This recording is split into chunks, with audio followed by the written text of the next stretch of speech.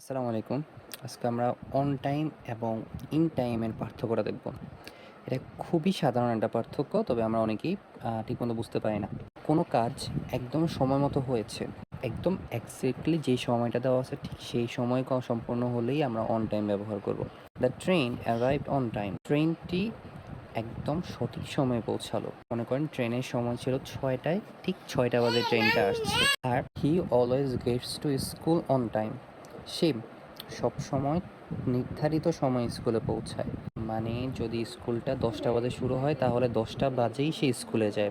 তাহলে আমরা on time ব্যবহার করব। আর কোনো কাজ নির্ধারিত সময়ের আগেই সম্পন্ন হয়ে যাওয়া বোঝাতে আমরা ইন টাইম ব্যবহার করব। I completed my homework in time.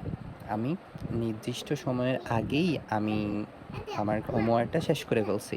তখন সেটা আমরা ইন টাইম ব্যবহার করব। হয়তো আমার হোমওয়ার্কটা জমা দেওয়া হতো ২ ঘন্টা পরে, আমি ১ ঘন্টা আগে জমা দিয়ে দিছি বা শেষ করে ফেলছি।